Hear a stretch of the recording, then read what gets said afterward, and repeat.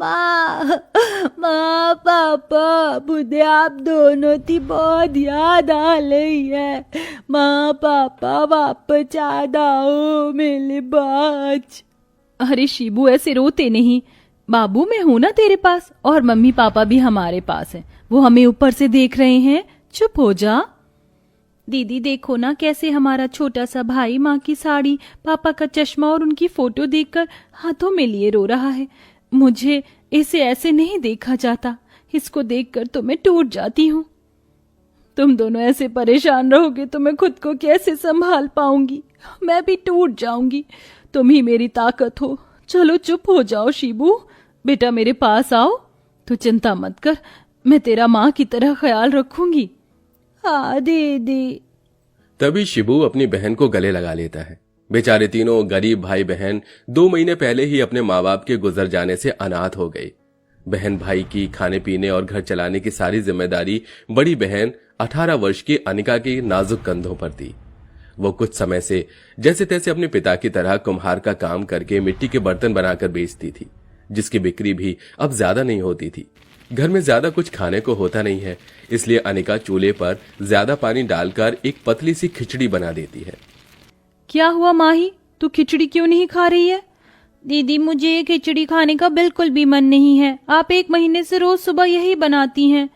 अब दूसरी चीज खाने का भी मन करता है। अरे तो रात में बनाती तो हूँ दाल चावल, कढ़ी चावल। और दीदी बच जाने पर आप वो अगले दिन भी खिलाती हो। मुझे आलू पूरी खाने का मन है। और शिबू, आप तो जानती हैं उसे माँ के हाथ की खीर कितनी पसंद थी। 2 दिन पहले मुझे खीर खाने को बोल रहा था। अगर बर्तन अच्छे से बिक जाएंगे ना तो मैं एक दिन चीनी ले आऊंगी, एक दिन दूध ले आऊंगी, और चावल टूटे हुए तो है ही। अब पानी में तो खीर नहीं बन सकती। माही तू तो समझदार है, शिबू नहीं समझता, वो बहुत छोटा है। पर हम उसे वो सब कुछ देंगे जो वो चाहता है।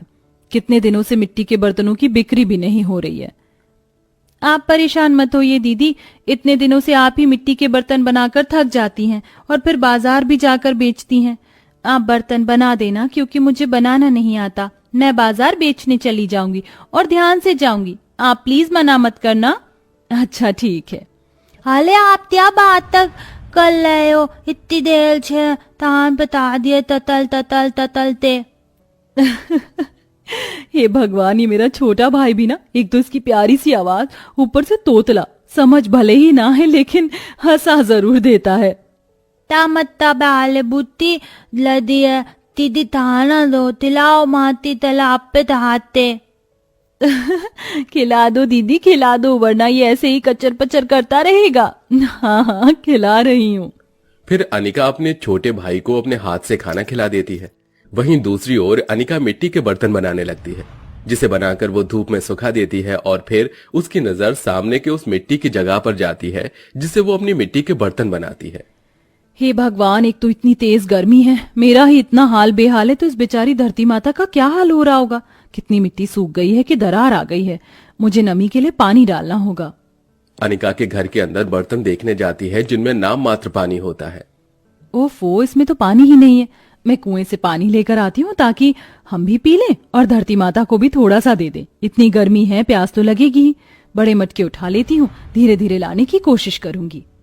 अनिका 2 बड़े बड़े मटकों को लिए चिलचिलाती धूप में कुएं से पानी भरने चली जाती है। वो कुआं जो कि उसके घर से बहुत दूर था। फिर अनिका पानी भरकर बड़ी मुश्किल से घर लेकर आती है और एक मटका घर रखकर दूसरे मटके से उस सामने सूखी बंजर मिट्टी में पानी डालती है। इस पतली सी चप्पल में मेरे पैर बहुत तेज से चल रहे हैं। पानी से भी फर्क नहीं पड़ रहा है।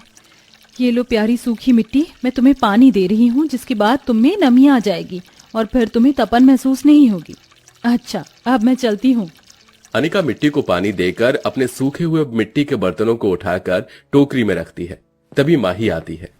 अरे दीदी, आप टोकरी लेकर कहाँ चल दी? मैंने कहा था ना मैं ही बाजार जाऊंगी मिट्टी के बर्तन बेचने के लिए। आप शिबू के साथ घर पर रहिए। वैसे भी आपको कब से ढूंढ रहा है। कहाँ चली गई थी आप?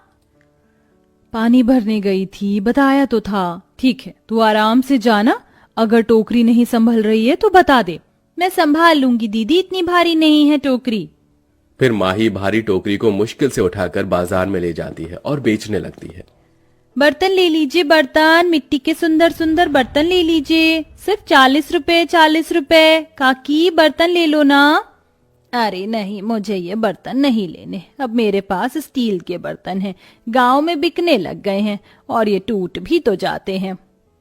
हे भगवान, बहुत देर हो गई है, कोई भी हमसे मिट्टी के बर्तन क्यों नहीं खरीद रहा है?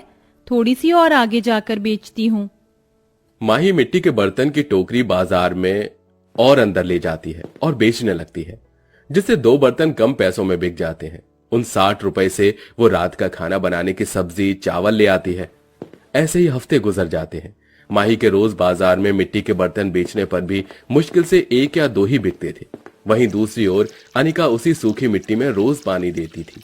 अब अगले दिन खाने को कुछ नहीं था, जिसमें छोटे भाई को बहुत भूख लगती है।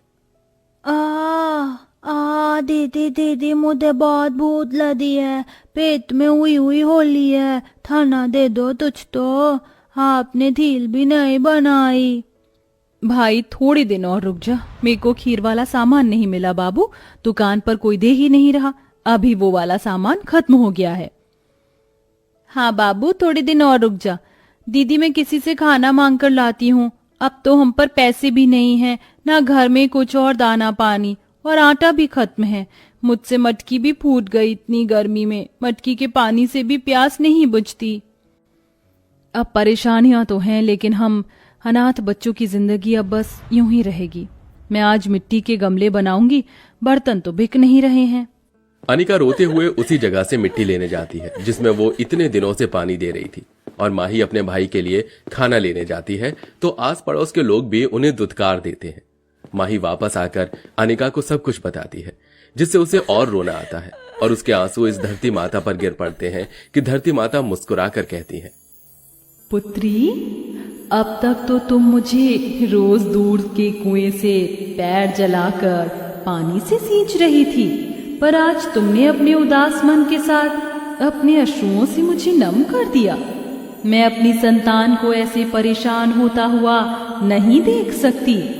मैं तुमसे बहुत प्रसन्न हूँ कि इतनी गर्मी में भी तुमने मेरा ख्याल रखा, मुझे रोज पानी दिया।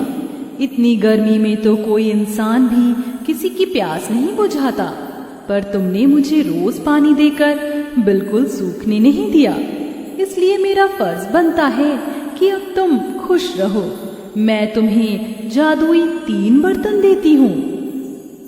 ये लो, पहले जादुई कुकर, इसमें तुम खीर, चावल, सब्जी कुछ भी बना सकती हो। दूसरा है आटे का बर्तन, इस आटे के बर्तन से कभी आटा खत्म नहीं होगा। और तीसरा जादुई बर्तन क्या होगा धरती माँ? तीसरा जादुई बर्तन है ये मिट्टी का मटका, जो तुम्हारे कहने पर एक बहुत बड़ा मटका बन जाएगा, और इसमें से ठंडी शरबत, किसी भी प्रकार की या ठंडा पानी कुछ भी आ जाएगा, और तुम अपनी प्यास बुझा पाओगे, और इसमें से मिट्टी के ढेर सारे मटके भी निकाल सकती हो। अरे वाह धरती माता, मुझे लगता है हम अनाथ को एक प्यारी सी माँ मिल गई है, जो अपने बच्चों के खाने पीने हर चीज की पूर्ति कर रही है। मैं तो सबकी माँ हूँ, पर ख्याल सिर्फ कोई कोई ही रखता है, जैसे कि तुम। अब तुम बेटी की तरह सेवा करोगी तो माँ की तरह फर्ज तो मुझे भी निभाना पड़ेगा। इन जादुई बर्तन से कुछ भी चाहिए हो तो कह देना। जादू है, कमाल का जादू है। देखो तो, जादुई कुकर में खीर आ गई, तो खीर आ जाएगी।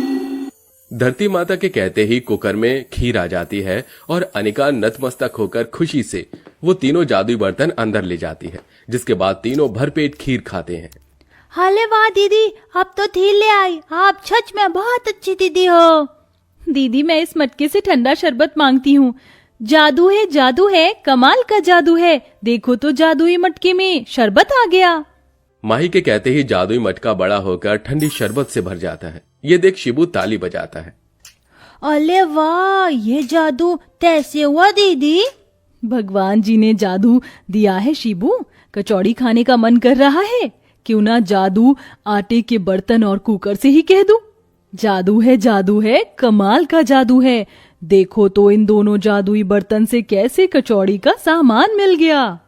फिर आटे के बर्तन से ढेर सारा आटा और कुकर से उबले हुए मसाले वाले आलू आ जाते हैं, जिसकी अनिका कढ़ाई में गरम गरम कचौड़ी बनाकर निकाल देती है, जिसके बाद सारे भाई बहन उसे खाते हैं।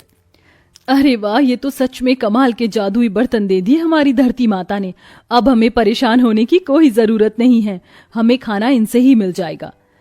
अरे, धरती माता ने कहा था कि वो बहुत सारे मिट्टी के मटके भी देगा। एक बार मांग लेती हूँ, उन्हीं को बेचूंगी। जादू है, कमाल का जादू है।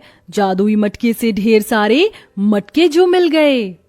तभी जादुई रोशनी में उसी बड़े से मटके में से ढेर सारे मटके बाहर आते हैं, जो कि बहुत सुंदर थे। इन्हें बेचकर उनका व्यापार चलने लगता है, क्योंकि जादुई मटका होने की वजह से वो ठंडक ज्यादा देते थे, इसलिए ज्यादा बिकते थे। और अब तीनों भाई बहन नए कपड़े, चप्पल और किताब लाकर खुशी खुशी रहते हैं और खाने की जरूरत पूरी वो 3 जादुई बर्तन कर दिया करते हैं।